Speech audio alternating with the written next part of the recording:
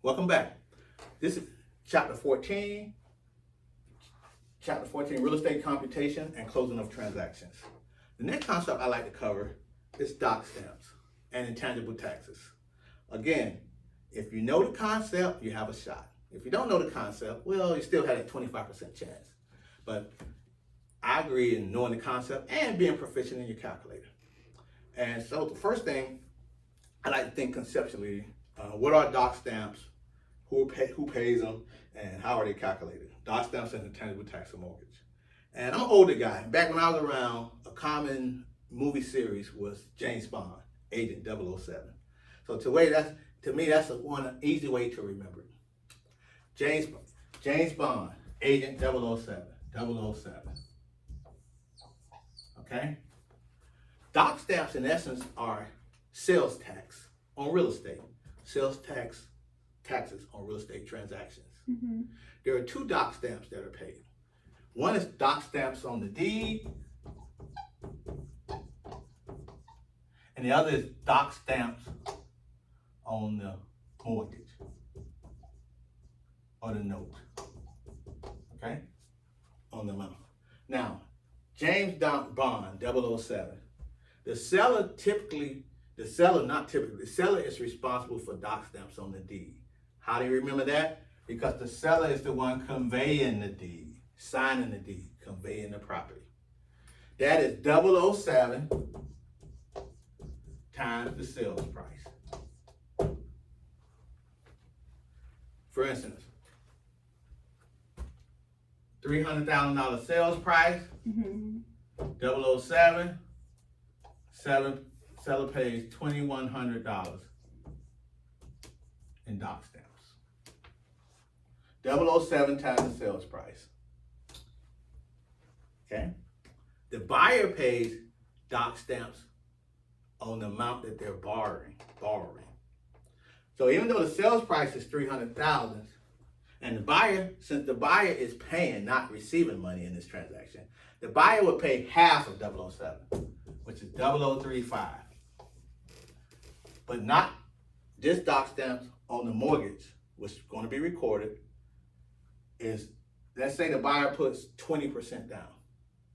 Okay? So therefore the buyer is financing $240,000. Right. No, I'm sorry.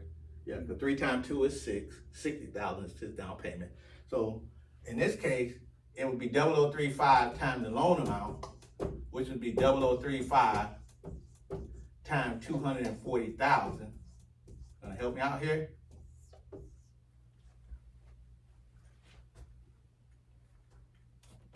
Let's see. We all have different proficiency level with the calculator, but at least we got a shot if we know this concept. 0035 times $840 approximately. You guys can check my math later. $840? Right. Those are the doc stamps on the deed that the buyer would pay. The point is 0035 times the loan amount for the buyer, which is half for the seller. We started off with Agent 007 James Bond, 007 times the sales price. The seller pays on the sales price. That is the concept. The buyer pays half of the seller, 0035, on the loan amount. 0035 times the loan amount. And there's one more. Intangible tax on the new mortgage.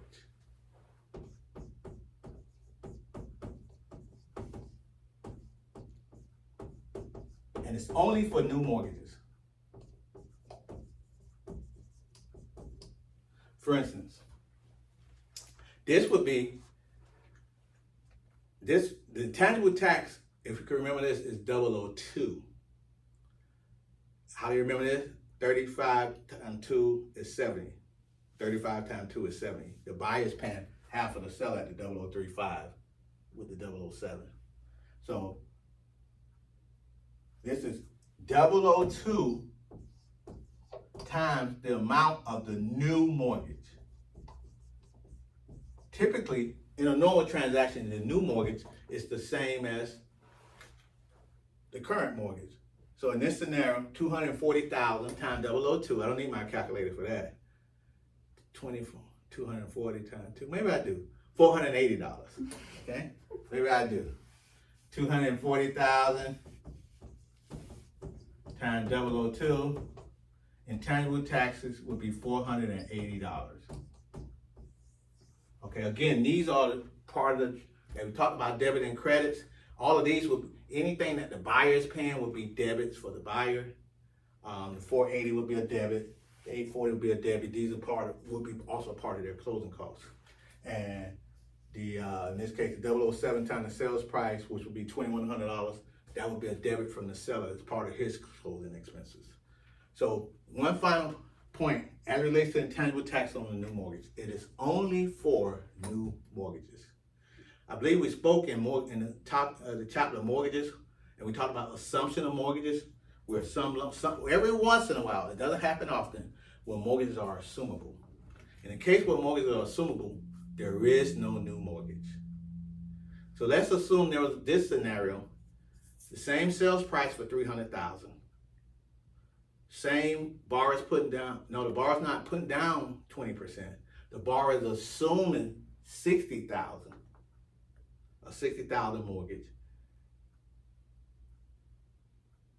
Yes, and getting new financing for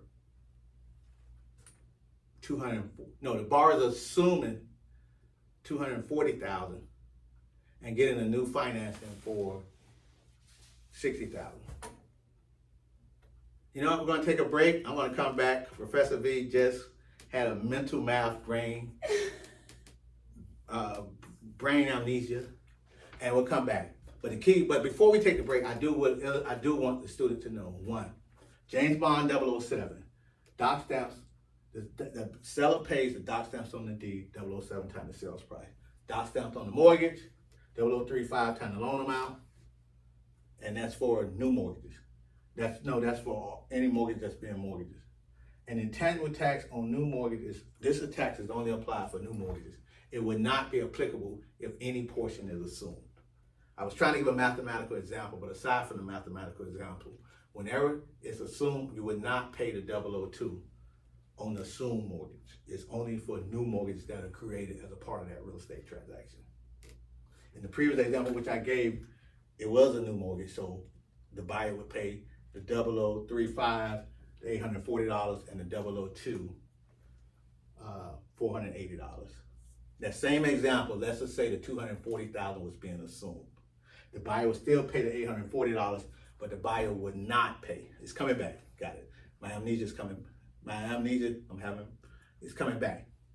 My memory is coming back.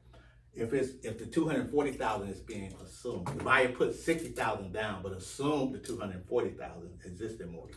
The buyer would not pay the $480 portion because intangible tax is only for new mortgages.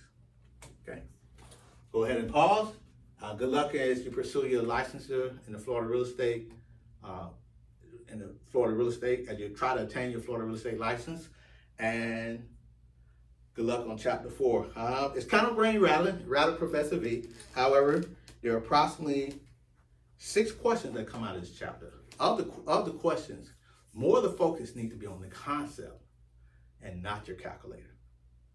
Have a great day. We continue to open mind and open doors.